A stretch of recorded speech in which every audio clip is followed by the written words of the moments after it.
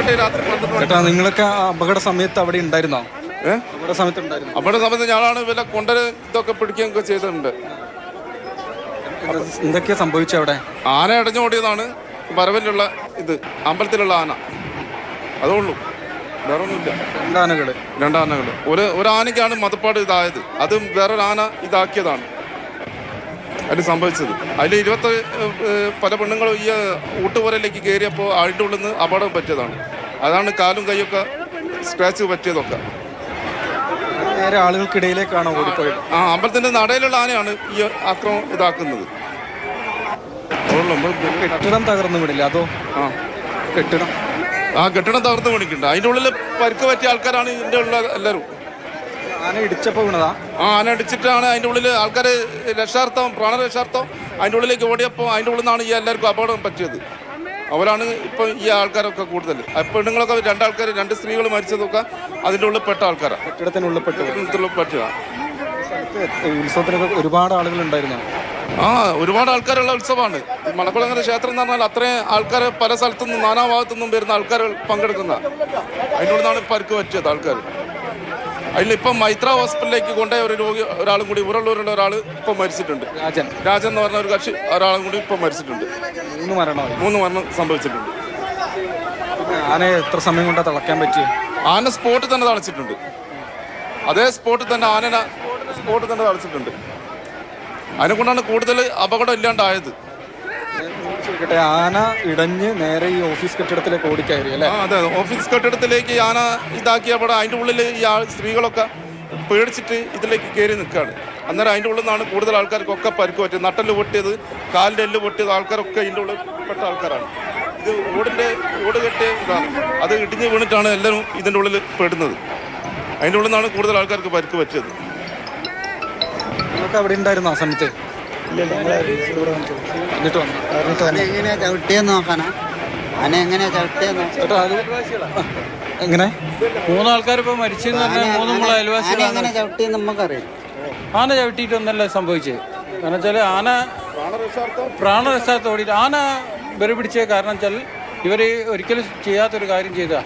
കാരണം വെച്ചാൽ ആ വെടിക്കെട്ടിൻ്റെ അവിടെ വെച്ചിട്ടൊരു വെടിക്കെട്ട് പൊട്ടി ഒരിക്കലും ചെയ്യാത്തൊരു കാര്യം അത് ആരാ ചെയ്തത്, എന്താ ചെയ്തതെന്നു അറിയില്ല. കാരണം വെച്ചാൽ 2 ഇതുണ്ട്, 2 വരവ്. അപ്പോൾ ആ സൈഡിൽ സമയത്ത് അവിടെ ഉണ്ടായിരുന്നു. ഉണ്ട്. ആ സൈഡിൽ ആ സമയത്ത് നമ്മളെന്തായാലും ഉണ്ടാവും. കാരണം വെച്ചാൽ ഞങ്ങളെ വരവ് വരുന്നേരോ ഞങ്ങളുടെ ഭാഗത്തു നിന്ന് ഒരു വരവ് വരിക, നമ്മുടെ ദേശത്തു നിന്ന് ഒരു വരവ് വരുമ്പോൾ നമ്മൾ അതിൻ്റെ ഭാഗത്ത് ഉണ്ടാവും.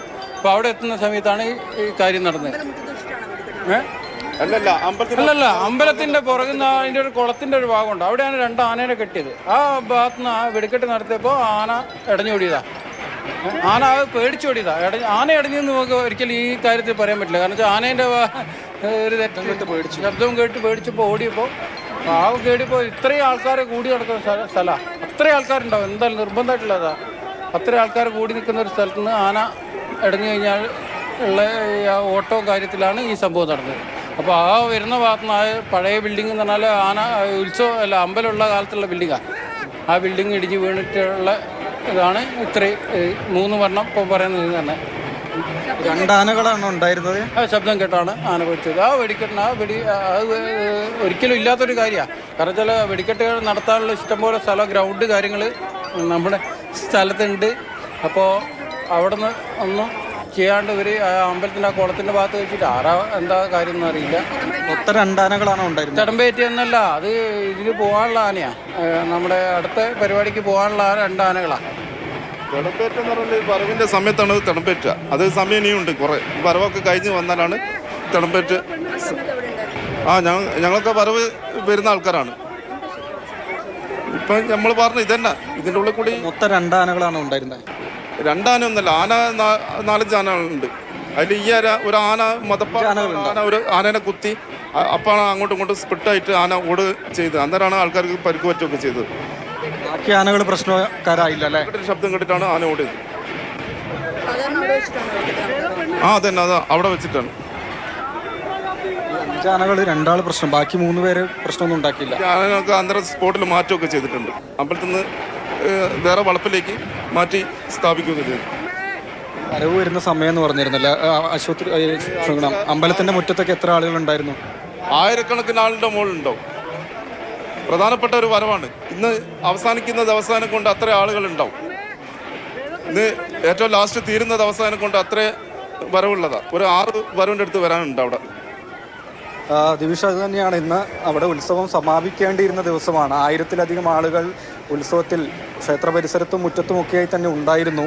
വിവിധ സ്ഥലങ്ങളിൽ നിന്ന് വരവ് എത്തിക്കൊണ്ടിരിക്കുകയായിരുന്നു. ആ സമയത്താണ് അപകടം. വെടിക്കെട്ട് നടത്തി പടക്കത്തിൻ്റെ ശബ്ദം കേട്ട് ഒരാന വിരണ്ടു. അത് സമീപത്ത് തന്നെയുള്ള മറ്റൊരാനെ കുത്തി. രണ്ടും കൂടി ഓടി ആളുകൾക്കിടയിലേക്ക് പോയി. ആ സമയത്ത് തന്നെ ഒരു പഴയ ഓഫീസ് കെട്ടിടം, ആ കെട്ടിടത്തിലേക്ക് ആന പാഞ്ഞു കയറി അത് തകർന്നു വീണു. ഈ ഓഫീസ് കെട്ടിടത്തിൽ ഉണ്ടായിരുന്ന കൂടുതൽ ആളുകൾക്കാണ് ഗുരുതരമായി പരിക്ക് സംഭവിച്ചതെന്നാണ് പറയുന്നത്. 2 സ്ത്രീകൾക്കും ഒരു പുരുഷനും ജീവൻ നഷ്ടമായിരിക്കുകയാണ്. 5ഓളം ആനകൾ ഉത്സവത്തിൽ ഉണ്ടായിരുന്നു എന്നുള്ളത് കൂടിയാണ്. ബാക്കിയുള്ള ആനകളെ പെട്ടെന്ന് തന്നെ സ്ഥലത്ത് നിന്ന് മാറ്റാൻ കഴിഞ്ഞു. ആളുകളെ കഴിവതും വേഗത്തിൽ ആശുപത്രിയിലേക്ക് കൊണ്ടുവന്നു. കൊയിലാണ്ടി താലൂക്ക് ആശുപത്രിയിലേക്ക് കൊണ്ടുവന്നു. ഇവിടെ ഇപ്പോൾ 2 പേരാണ് ചികിത്സയിലുള്ളത്. 30-ലധികം ആളുകളെ കോഴിക്കോട് മെഡിക്കൽ കോളേജ് ആശുപത്രിയിലേക്ക് കൊണ്ടുപോയി. ബാക്കിയുള്ളവർ സ്വകാര്യ ആശുപത്രികളിലൊക്കെയായി ചികിത്സയിലുണ്ട്. സ്വകാര്യ ആശുപത്രിയിൽ ചികിത്സയിലുള്ള ഒരാളും മെഡിക്കൽ കോളേജിലേക്ക് എത്തിച്ച 2 സ്ത്രീകളുമാണ് മരണപ്പെട്ടിട്ടുള്ളത്.